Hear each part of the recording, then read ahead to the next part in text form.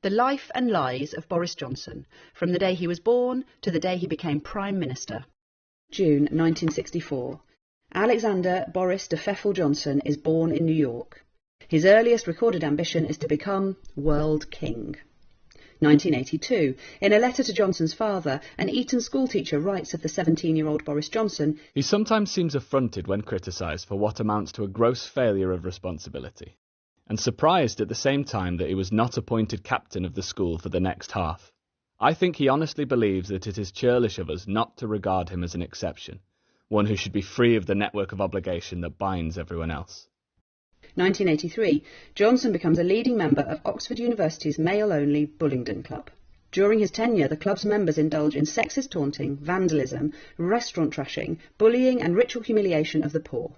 One recruiter for the club will later describe it during Johnson's time, saying Bullingdon members found it amusing if people were intimidated or frightened by their behaviour. I remember them walking down a street in Oxford in their tails, chanting "Buller, Buller," and smashing bottles along the way just to cow people. Boris was one of the big beasts of the club. He was up for anything.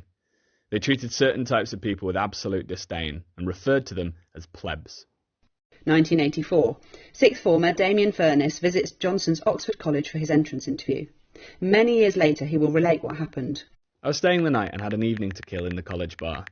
Johnson was propping it up with his coterie of acolytes, whose only apparent role in life was to laugh at his jokes.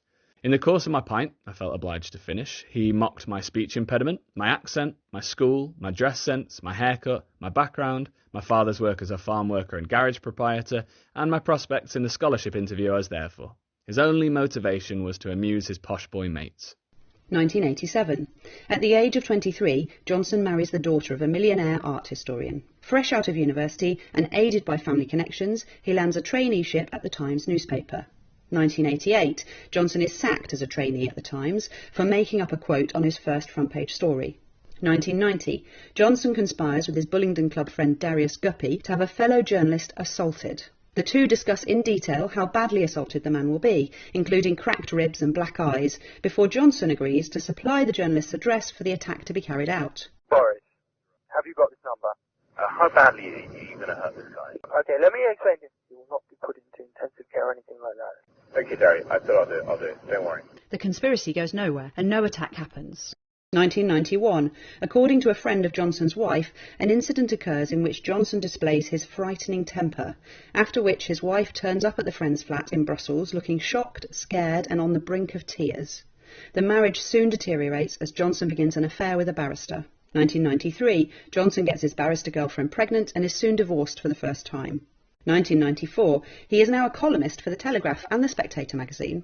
His columns include racially charged invectives such as slamming Nelson Mandela for the, quote, tyranny of black majority rule in post-apartheid South Africa, and describing Chinese workers as, quote, puffing coolies. 1995. He describes the children of single mothers as, quote, ill-raised, ignorant, aggressive and illegitimate, saying it is, quote, outrageous that married couples should pay for the single mother's desire to procreate independently of men.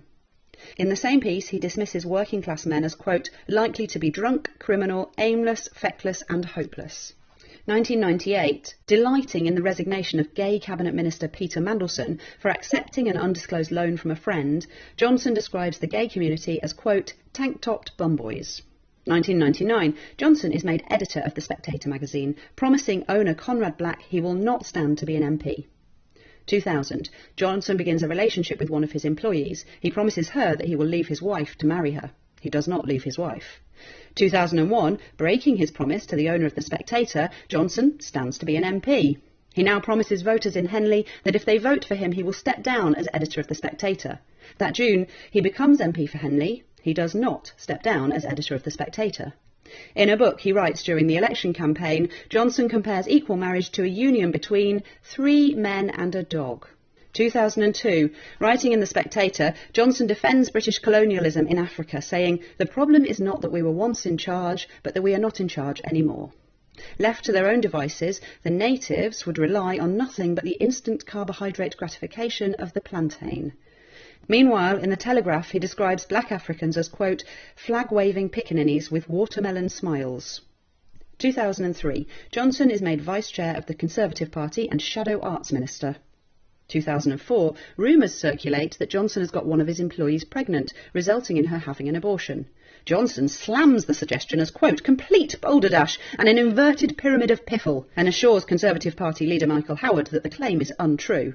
In reality, the rumours are entirely true. Johnson is sacked from his position as Tory Vice Chair and Shadow Minister for lying to the party leader.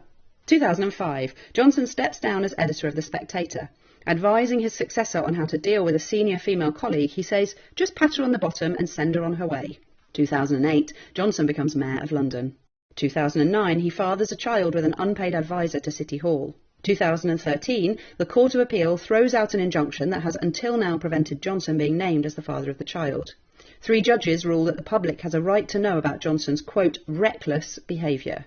By now, Johnson is having an affair with an American technology entrepreneur. Her company will receive £26,000 of public money while Johnson is mayor. She will later receive a £100,000 government grant intended for UK operating businesses, even after relocating to California the previous year. 2014, Johnson denies at least 17 times that he will stand as an MP while still in post as Mayor of London.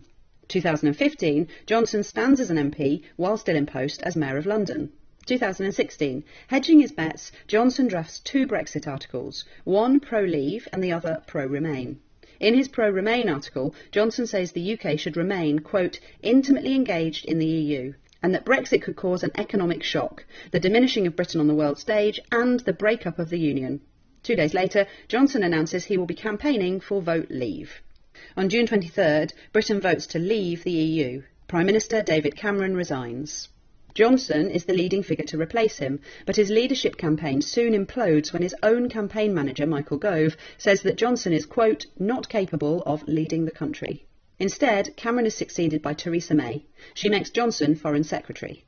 2017, Johnson fails to impress in the role, making a series of dangerous gaffes. Most notably, he significantly undermines the legal case of Nazanin Zaghari Ratcliffe, a British Iranian held in Iran on charges of espionage.